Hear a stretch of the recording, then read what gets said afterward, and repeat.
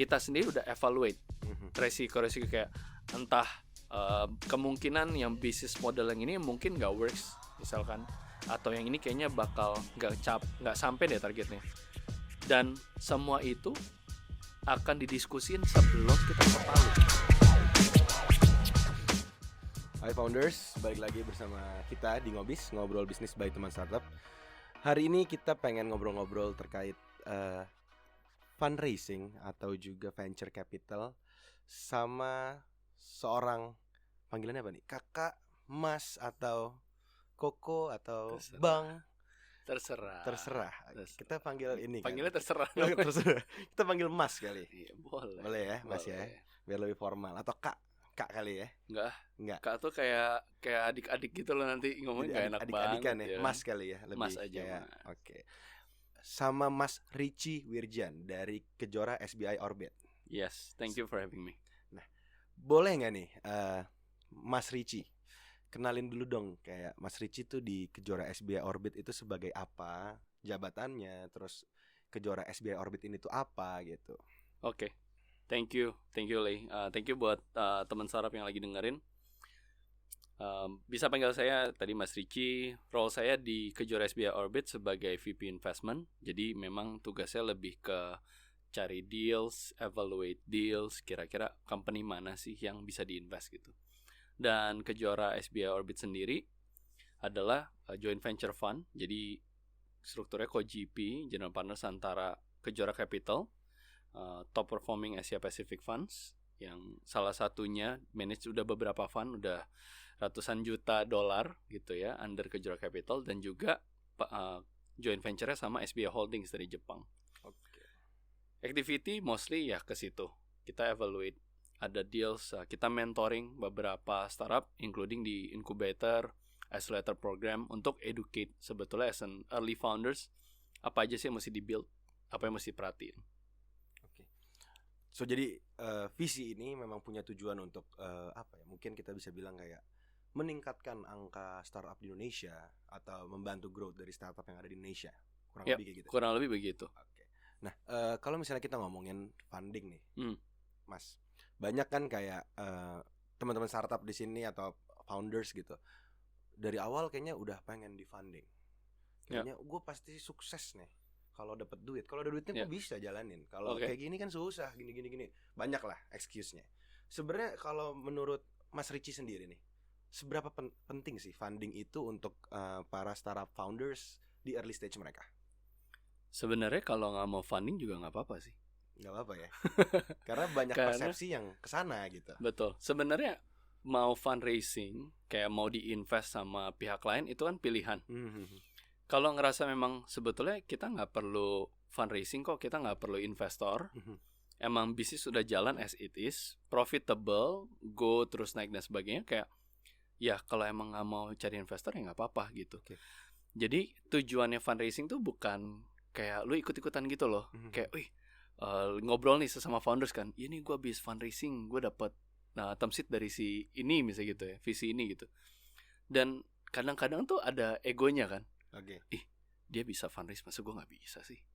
Nah, all of those discussion, social pressure, penting akhirnya mungkin sebenarnya lu fundraising untuk sesuatu yang lu sendiri mungkin nggak perlu. Tapi kalau misalnya lo ngerasa bahwa kayak I think we need it gitu, kayaknya kita emang perlu fundraising, ya tolong dikasih tahu juga gitu. Pertimbangan alasannya apa sih? Emang benar perlu duit, perlu cash, capital untuk memang kita mau expansion, kita mau do marketing and promotion misalnya, kita mau nambah cabang, kita mau hire orang baru misalnya. Jadi alasan untuk fundraising itu harus jelas dulu gitu, bukan cuma sekedar ikut-ikutan. As a business atau startup gitu, banyak banget yang juga suka masuk lah ke DM kita gitu, kayak ketika ada opsi 2 tadi seperti yang Mas Richie udah bilang, ada yang memilih untuk di funding, ada yang memilih untuk tidak. Toh udah gak butuh uang lah, let's say kayak gue gak butuh tambahan lagi karena gue mau gini-gini aja. Tapi akhirnya banyak yang kayak kalau lu mau jadi $1 billion company ya lu harus funding. Betul. Kayak lu mau cepat, kalau mau cepat ya harus funding. Kalau menurut Mas sendiri, setuju gak sih dengan pernyataan itu atau? Setuju dengan pemikiran bahwa fundraising itu bukan cuma sekedar cari uang.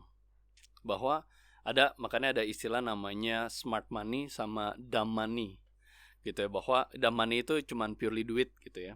Tapi smart money maksudnya adalah ketika kalian buka kesempatan kepada investor A atau VC A atau VC B, bahwa yang dikejar bukan cuman sekedar duitnya gitu, mereka bisa injek berapa, tapi juga mereka bisa bawa value apa ya.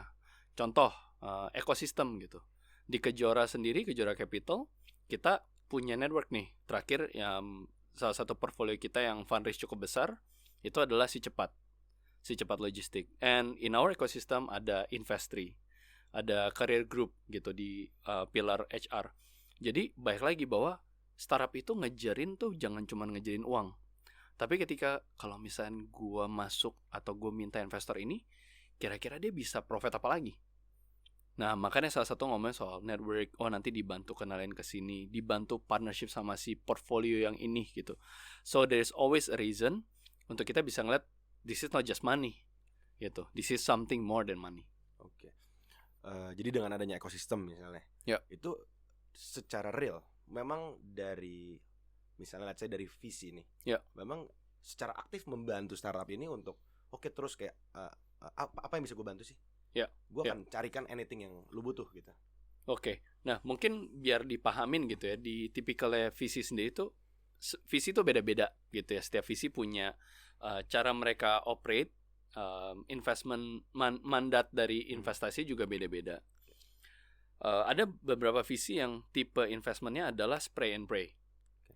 Maksudnya begini, assume fundnya $10 juta gitu ya. Jadi yang dimaksud dengan spray and pray adalah yaudah dari 10 juta gua invest ke say 10 company masing-masing 1 juta, atau kalau enggak udah gua invest ke 100 company masing-masing 100 ribu bisa gitu. Supaya apa? Ya udah nanti seenggaknya masa dari 100 nggak ada sih yang 2 atau 3 yang boom sukses gitu kan. Tapi di sisinya Kejora SBR Orbit, kita ini mentalitinya emang dari awal DNA-nya itu venture builder. Karena emang timnya sendiri emang rata-rata entrepreneur. Tujuannya adalah ketika kita masuk adalah kita mau nge-grow company ini nih, makanya kita jadi selektif. Nah ada emang visi yang hands on kayak kita bantuin pikirin manajemen, operation seperti apa supaya memang siap dan emang bisa tumbuh. Tapi ada juga teman-teman yang lain yang sifatnya ya kalau spray and pray kan porsi sahamnya nggak besar, maybe just less than double digit gitu, sehingga kayak ya if it's a loss then ya udah kan emang namanya venture capital investment, jadi emang ada kemungkinan bisa loss kan, kayak ya udah gitu.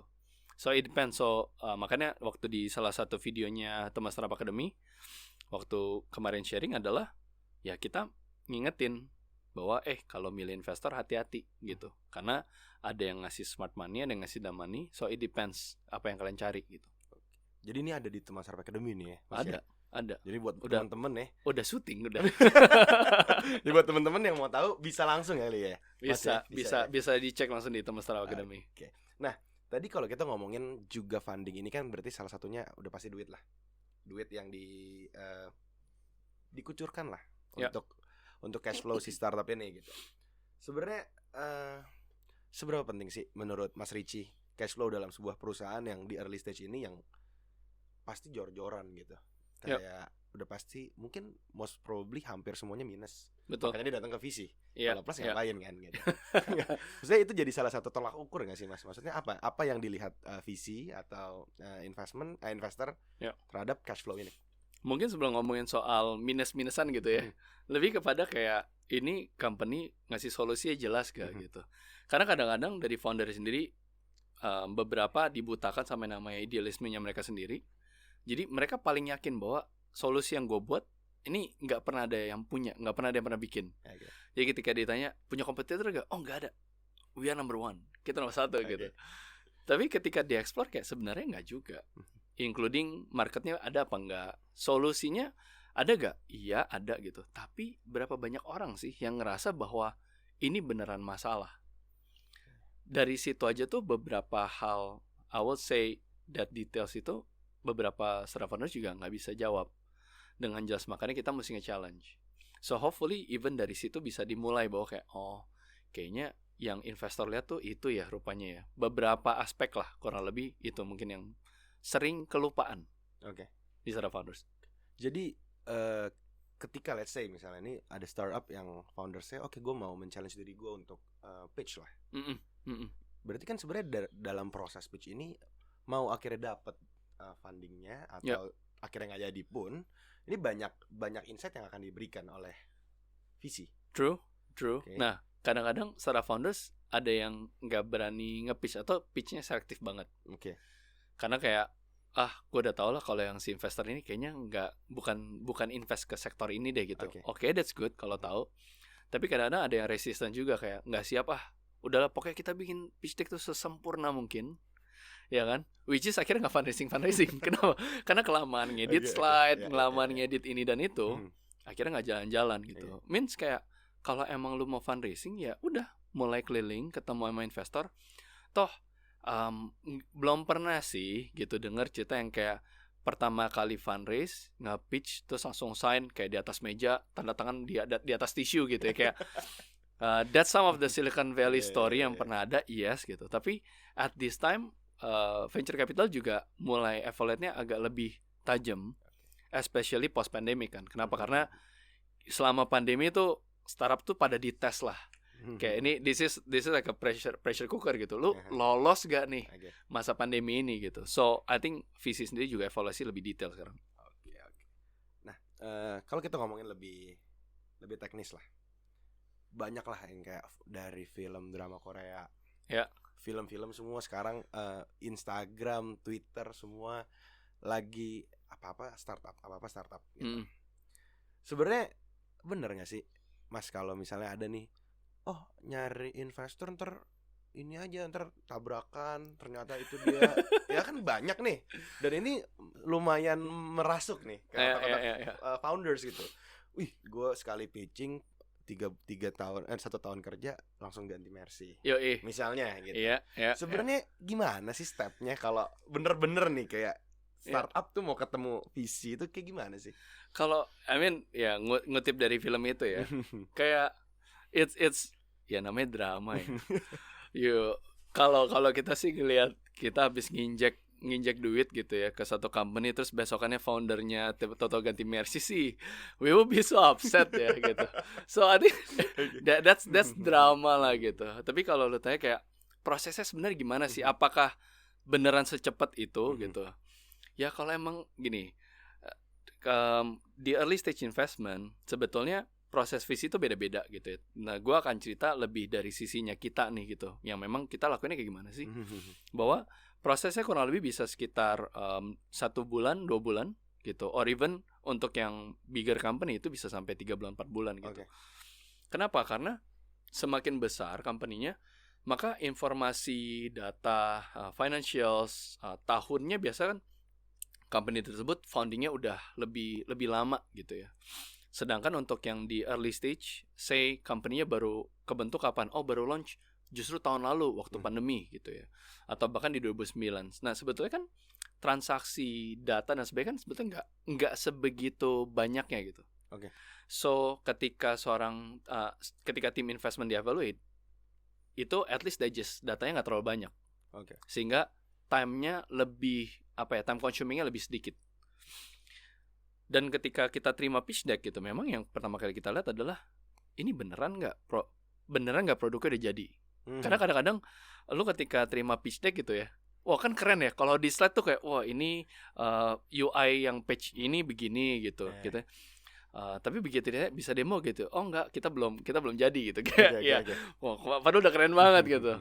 So makanya ketika presentasi gitu kayak just be real gitu. Yang in the end kita investor kita cukup berpengalaman untuk bisa evaluate gitu ya. Dari sekian banyak ratusan deck yang nyampe ke mejanya Orbit, kita tuh udah ngelihat dari even di dalam sektor yang sama, contoh di commerce enabling sector gitu ya. Itu startup yang provide digitalisasi UMKM itu kita udah terima banyak banget gitu, puluhan gitu. Dan ya rata-rata kan problemnya yang ngomongin sama. Ini ada UMKM, Pertumbuhannya banyak. 60% GDP-nya Indonesia itu dari UMKM. Ya kan? Udah ya kan? Udah kayak gitu kan. Terus ada lagi di pitch deck kita. Ada. Oke. Nah, yang kayak gitu tuh ya yang ngomong kan itu nggak cuman si company ABC gitu. Semua ngomong. Makanya kita mau perjelas exactly solusi yang lu coba build tuh apa. Nah, makanya prosesnya itu kita bisa bilang ya ada waktunya lah gitu. Kita bukan tipe yang ya itu deh, mungkin yang spray and pray karena dia lebih cepat ya kan, dan aspek resikonya ada gak yang dia pasti ada pasti. Cuman mungkin prosesnya nggak sekomprehensif kita lah gitu, karena kita benar-benar pilih company yang foundernya beneran bisa dijakin ngobrol gak, foundernya bisa kita mentoring gak gitu, karena kan buat early stage penting foundernya nih gitu. Makanya I think that certain point ya teman-teman juga tolong dimengerti ya gitu. Kalau misalnya ada visi yang tech proses cukup panjang, karena deal yang nyampe ke kita tuh nggak cuma satu. Jadi nggak kayak sehari satu gitu, enggak gitu. Sehari bisa 5, 6 pitch deck gitu, dan emang kita mesti baca itu sih. Oke, berarti secara teknis dari Kejora SBI Orbit ini selalu open. Kita open. Selalu open. Yes, you can send it an email gitu di website kita. Kalian submit pitch gitu. Dan memang kita review. Kalau misalnya emang ternyata bagus dan kita call gitu. Tapi kalau enggak jangan baperan ya. Gitu kayak wah ini kita udah email tapi enggak direspon.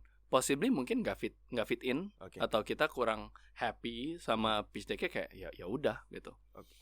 Berarti secara teknis kalau misalnya yang tadi tabrakan ketemu di jalan, papasan kertasnya jatuh gitu, ternyata ada term sheet gitu ya, kayak ya udah langsung tanda tangan, atau misalnya di jalan tiba-tiba CEO-nya pura-pura jadi tukang sapu dibantuin kan, ya, dia lagi itu pitching, ternyata beneran ya mungkin ya Mas ya. Ya biarlah apa yang ada di drama ya di drama aja lah ya. Gitu. Jadi secara real ya memang bukan semudah kali, as simple as lo kirim email pitch deck lo ke VC dan kayak gitu pada kenyataannya gitu. Mungkin di drama nggak kayak gitu. Nah setelah misalnya kayak tadi Mas Ricci juga sempat ngomong kayak ada 400 sampai 500 pitch deck yang selama ini udah pegang gitu. Boleh nggak sih Mas share sedikit kayak yang paling sering nyampe pitch deck itu yang kayak apa sih yang lu jangan lakuin ini deh gitu. So you asking kayak do's and don'ts-nya gitu ya, kayak lu jangan lakuin. Oke. Yang mungkin paling unik kali ya. Yang paling unik kalau ngirim slide itu jumlahnya sampai 40 sampai 50 slide. Kita terima kok. Yang kita pernah dapat email lagi gitu. To be honest, kita nggak buka. Kenapa? Karena kita tahu berarti founder ini enggak bisa memilih informasi mana yang penting. Sehingga akhirnya yaudah nih ya ibaratnya hasil risetnya juga ditampilin kan. Maka ya maksudnya slide bisa sampai 50 tuh isinya apa gitu kan. So that's number one gitu. Even itu dari number slide-nya dulu. Terus kemudian yang kedua dari bisnis modelnya gitu. Kadang-kadang mereka bisa presentasi nih kayak market kita gede gitu-gitu. Iya, oke. Tapi ternyata kalau dicek terus lu make money-nya dari mana? Bisnis model nggak jelas gitu. Atau bahkan bisnis modelnya bisa sampai ada 8. Bisnis model. Jadi kayak kita revenue yang pertama kita dari ads. Itu satu kan umum lah ya, dari ads. Terus kemudian kita dari subscription. Ya kan ngecas lagi. Nanti ada one time fee misalnya kayak gitu. Tapi sampai ada 8 gitu. Kita ada merchandise juga dan sebagainya. Kayak bukannya nggak boleh, tapi biasanya dari 8 revenue stream yang kalian punya, maybe cuman 2 yang actually contribute sampai 70% dari gitu revenue. Ya dari revenue-nya. Sisanya tuh tambahan gitu. Lah, kalau misalnya masih saya tambahan dan lu bisa fokusin yang sisa 20% ke 20% 30% ke lu punya revenue yang main ini gitu. Bukannya jauh lebih bagus ya gitu. Jadi kadang-kadang banyak founder yang juga nggak fokus. Terus apalagi ya contoh yang lain?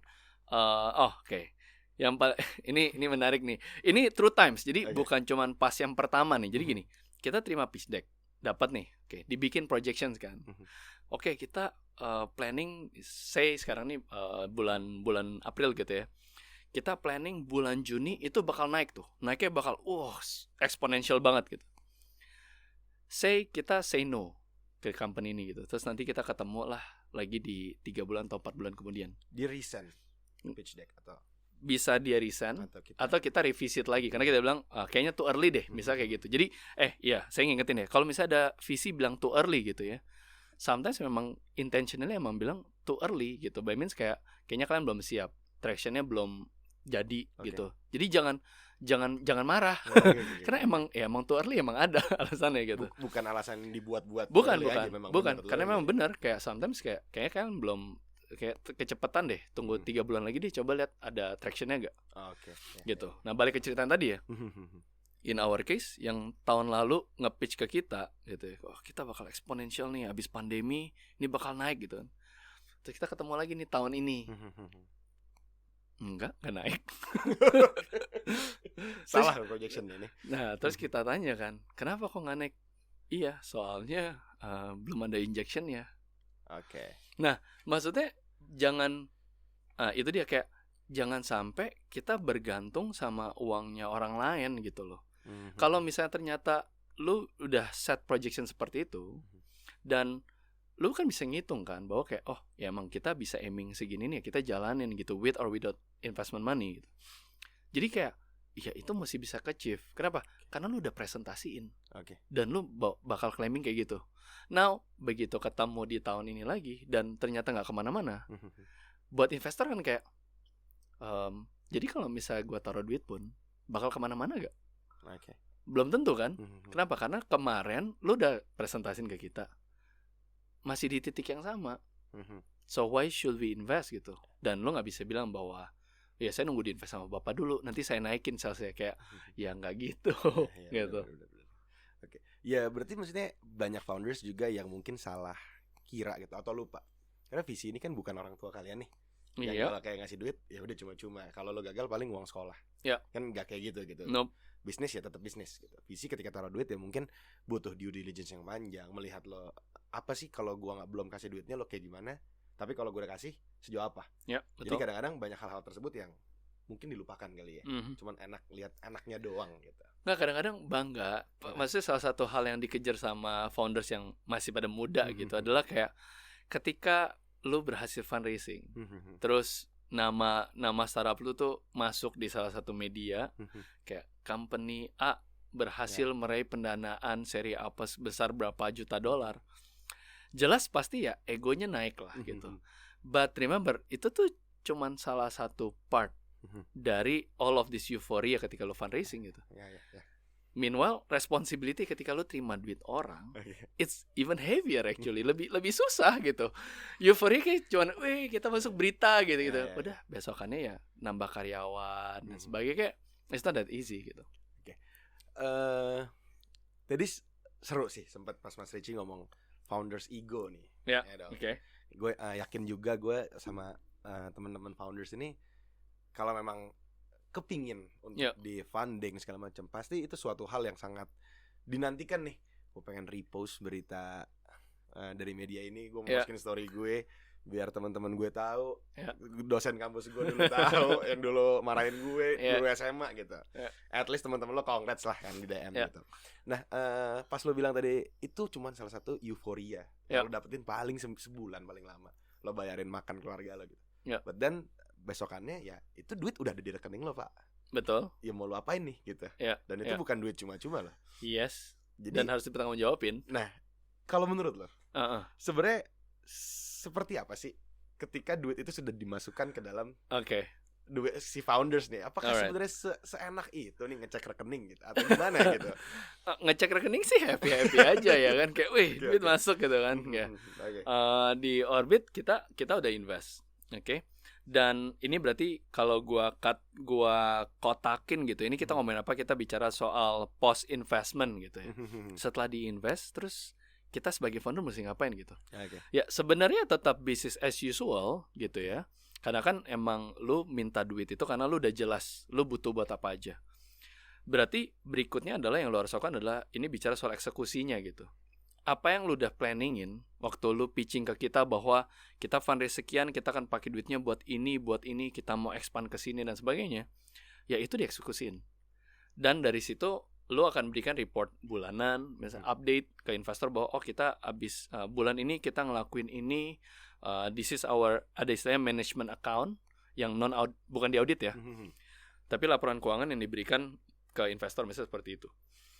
Jadi bukan cuma sekedar kayak, "Wih, udah dapat duit, asik, yuk party setiap minggu," gitu kan, kayak ganti iMac kali, ganti iMac. Nah, jadi kayak sama satu hal gini sih. Hati-hati gitu ya. Euforianya jangan kecepetan. Oke. Jadi kayak jangan euforia sebelum emang duitnya udah sampai ke rekening bank. Nggak udah, wah kita udah siapin ngepost ini itu gitu-gitu ya. We never know. Tiba-tiba uangnya ternyata nggak masuk. Investornya mundur. Bisa jadi. Dan itu terjadi ya. And it's happen. Ada kok gitu. Kita pernah dengar cerita gitu. Dan padahal udah pesta dan sebagainya gitu. So be mindful lah. Be wise untuk itu. Nah, kalau misalnya ngomongin duit nih, tadi kita sempat ngomongin duit di transfer dan sebagainya gitu. Sebenarnya mungkin banyak juga teman-teman yang bayangin gitu kayak, oke, gue mau di funding, gue mau dapat dana gitu. Sebenarnya terlihat seperti apa sih nih setelah deal, tanda tangan, setelah udah pasti ada due diligence, ada meeting berkali-kali, bener-bener nih, tanda tangan gitu. Lo datang, mungkin lo udah rapi dari malam nggak bisa tidur ya kan, lo datang tuh ke kantor visinya gitu. Apakah duit yang lo dijanjikan itu funding itu semua langsung cair ke rekening lo? Apa memang ada tempo atau mungkin ada? Jadi tergantung dari perjanjiannya gitu ya. Ada istilah dalam satu terms gitu, ada istilah namanya condition precedent. Condition precedent ini adalah salah satu requirements gitu ya. Hal-hal apa sih yang lu mesti penuhi sebelum akhirnya lu bisa mendapatkan uang ini. Ada yang kayak gitu. Ada juga yang ya udah tanda tangan agreement, duit ditransfer. Ya 2-3 hari kemudian atau 4 hari kemudian masuk nyampe ke rekening. Ada yang kayak gitu juga. Tapi ada juga beberapa visi yang minta nih, sebelum uangnya kita transfer, kita tanda tangan agreement, iya. Tapi di dalam agreement tersebut ada condition precedents 1, 2, 3, 4, 5 gitu. Ya lu mesti isi 1-5 itu bahwa emang lu misalnya izinnya harus lengkap.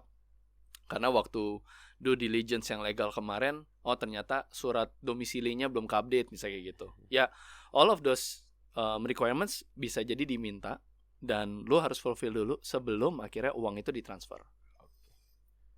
Nah, Mas Rich juga tadi sempat ngomong kayak, lo ada meeting tiap minggu. Yang tadinya misalnya lo sama co-founder lo ini kan cerita yang paling sering ya. Lo co-founder berdua, bertiga, yang mungkin kadang-kadang lo ya udah bulan ini kita nggak ada untung, kita nggak usah ambil gaji misalnya.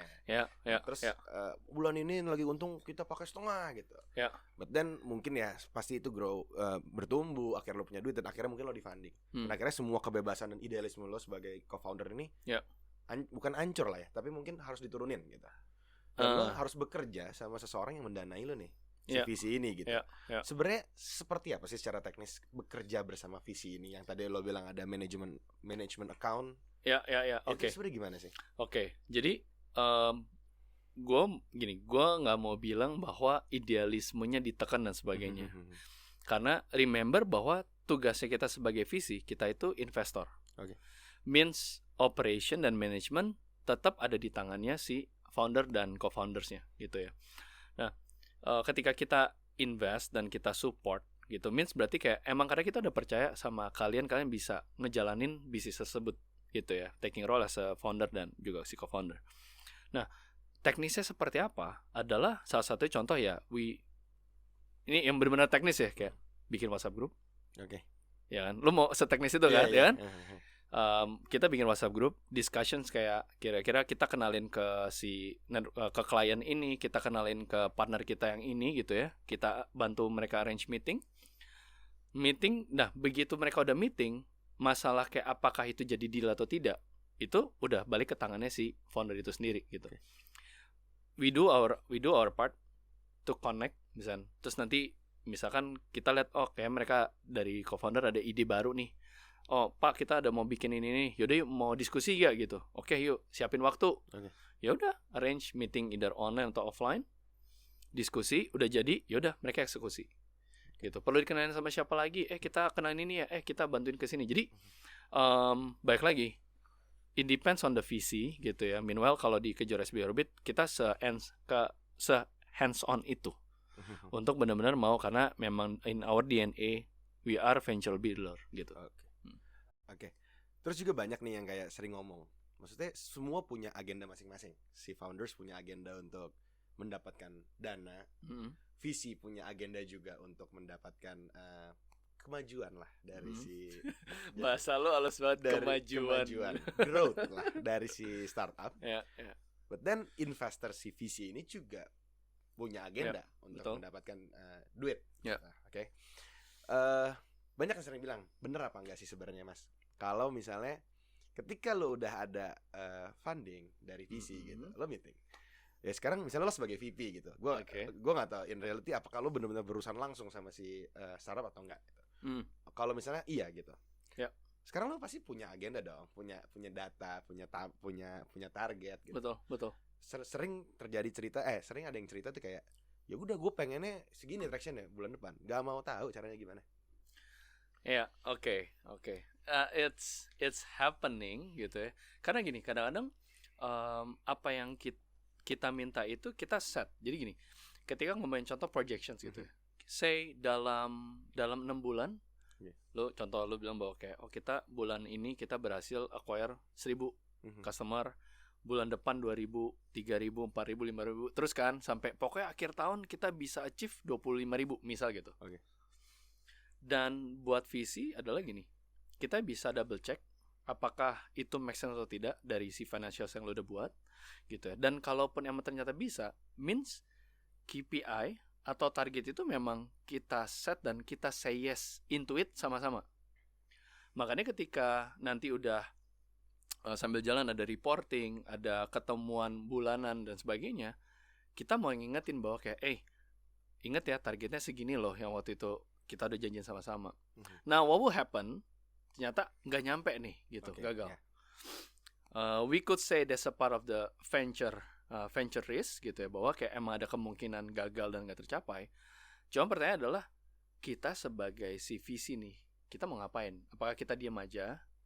In this case, kita lebih yang kayak begitu kita udah tanda tangan agreement, tanda tangan agreement, what we do ya the next week arrange meeting untuk yuk let's set up an action plan gitu. Gua Billy Boon gitu ya, kita di Tim Orbit, kita karena emang background kita entrepreneur. So kita tahu kayak habis ini kita mesti ngelakuin ini yang mesti diperbaikin, ini yang mesti gapnya ada yang kosong nih gitu. Dan even kita bisa support untuk apa? Kita cariin orang deh untuk hire dan masukin ke company tersebut. Ya karena Kejora punya ekosistemnya gitu. So that's a part yang kita coba build untuk ngebantuin gitu. Apakah ada yang ngelepas gitu aja? Ya ada juga, karena mungkin porsi saham yang diberikan emang nggak besar gitu. Karena kalau misalnya nggak besar, lu juga nggak bisa ngapa-ngapain. Lu mau ngomelin foundernya bahwa kayak, lu harusnya ngelakuin ini dong, kayak, ya foundernya kan juga bisa dalam tanda petik bilang bahwa kayak, ya lu kan ownershipnya juga nggak gede-gede amat, masih gue yang majority gitu. Bisa kejadian ngomong kayak gitu juga gitu. Nah, jadi juga banyak nih founders yang kayak ya udah kayak ketika lo tuh gak taruh banyak ownership di sini lah ya. Gue sebanyak ngomong deh. Gue lebih nurut sama yang lebih bisa gede. Gitu. Betul. Nah, lu menyikapinya tuh sebagai apa? Maksudnya kan pasti setiap visi punya agenda masing-masing. Ya. I think before sebelum kita memutuskan untuk turunin duit berapa gitu ya, kan kita udah lewatin cukup proses lah untuk evaluasi startupnya gitu. Kita lihat kayak kayaknya company ini memang kita gak usah invest untuk ngejalin equity gede-gede deh gitu. Tapi emang this company akan stabil dan memang akan grow ke depannya gitu. Kayak ya udah. Tapi ada beberapa company yang kita believe nih gitu, tapi kayaknya mesti di work out. Dan kita memang akan invest, tapi kita akan nge-guide lebih hands on lagi gitu. So it depends gitu, akan seperti apa investmentnya. Tapi remember that sebelum kita akhirnya memutuskan untuk invest atau tidak, kita sendiri udah evaluate resiko-resiko kayak entah kemungkinan yang bisnis model yang ini mungkin nggak works misalkan, atau yang ini kayaknya bakal nggak sampai deh targetnya. Dan semua itu akan didiskusin sebelum kita ketok palu gitu. Jadi begitu ketok palu tuh sama founders, kita agree investment kita sekian, kita akan punya target kayak gini, kerjaan sama-sama dan sebagainya. Dan kita jalanin gitu. Jadi we are hoping dari apa yang kita evaluate, no surprises. Suddenly kayak tiba-tiba, kok ada apa nih gitu? Kok tiba-tiba founder, co-founder, CEO, CTO, CEO ganti Mercy semua. Nah, ya jadi ya jangan kayak gitu juga gitu. Kalau lu bisa mungkin banyak teman-teman yang belum pernah kebayang lah working with VC gitu. Sebenarnya hubungannya lu bisa gambarin gak sih kayak gimana? Oke. Seorang founders sama si for example kayak kita ada WhatsApp group gitu ya. Yang emang kita ngupdate kayak misalnya contoh si company ini abis pameran di mana misalnya gitu. Ya dia ngapa Pak kita lagi pameran di sini nih. Oke, ya udah. Kita datengin, ngobrol di situ kayak lebih kayak teman sebenarnya. Enggak jadi we know kita paham posisinya masing-masing bahwa iya kita investor dan si founder adalah orang yang mau operate bisnisnya. But in this case we try to be as friendly as we can gitu untuk benar-benar kayak yuk apa yang kita bisa kerjain bareng. Jadi spiritnya tuh bukan kayak gue udah taruh duit ke lu ya, ayo lu kembangin dong. Bukan gitu kayak bagian itu kita udah sama-sama ngerti because we know our role. Tapi lebih kepada kayak gue bisa bantuin apa kalau so it's so sincere untuk benar-benar kayak gue bisa bantuin apa. Pak lu bisa gak kenalin ke sini, lu ada koneksi ke sini gitu. Dan kita benar-benar cari. Terus kita intro gitu, ya udah carry on gitu. Jadi emang benar-benar intentionnya, I mean this is ini ya being honest gitu. Apakah punya agenda dan sebagainya buat venture capital? One of the agenda actually is quite simple. Adalah kita mesti give back the bringing capital gain buat investor kita gitu. No matter what, gimana pun caranya gitu kan. Ya salah satu cara adalah mastiin buat company-nya yang kita invest bisa grow. Oke. So that's why we put a hands-on approach di situ. Kalau dari pengalaman Mas Ricci sendiri nih, selama udah berapa tahun di dunia ini sih? To be specific masuk ke VC, I will say 2 tahun. 2 tahun. Kurang lebih. Typical startup atau founder seperti apa sih yang sulit untuk diajak bekerja bersama? Sulit untuk diajak bekerja sama. Sulit nih orang-orang kayak gini nih. Biasa. Oke, thank you banget Mas Ricci udah boleh sharing. Mas welcome. Dari mata seorang VP investment di salah satu VC besar di Indonesia. Kita dapat banyak banget insight kayak sebenarnya fundraising itu seperti apa. Secara overview lah ya. Secara overview nih segampang apa sih sebenarnya atau sesusah apa atau seindah apa sebenarnya. Ternyata kita baru tahu nih. Itu mungkin overview yang bisa lo harapkan ketika lo fundraising untuk startup lo. Tapi mungkin untuk yang technical bisa dilihat di kita sama Mas Ricci udah sempat bikin TSA atau Teman Startup Academy, di mana di sana Mas Ricci akan mengisi kelas terkait step by step untuk fundraising startup. Misalnya bikin pitch deck atau apa lagi Mas? Ngomongin soal investor itu seperti apa yang harus lo cari, apa yang harus dipersiapkan dan juga kenapa lo mau fundraising. I think that's the sessions yang kalau nggak salah video cukup apa ya menarik lah untuk kalian bisa konsumsi. So please go to Teman Startup Academy. Oke. Jujur juga tadi gue ikut waktu rekaman dan menurut gue kelasnya bagus banget. Yes, asik. Terima kasih lo udah dibantu jualin lo.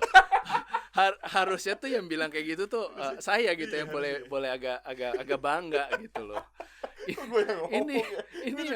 Ini yang platformnya malah yang jualan nih. Terima kasih udah mempercayakan ya, udah ngundang ke kelas ini gitu. Thank you so much, thank you. Oke. Mas Ricci, thank you banget. Thank you. Main sini. Mungkin kalau ada waktu lagi kita mau ngobrol-ngobrol lagi lebih lanjut. Dan kalau misalnya teman-teman masih ada yang mau nanya nih kayak terkait ini itu dan sebagainya gitu. Boleh langsung DM aja di Instagram di @RicciWirjan. Di @RicciWirjan. @RicciWirjan. Oke teman-teman, thank you udah mau dengerin podcast ini. Mungkin kita ketemu lagi di podcast selanjutnya. Bye bye.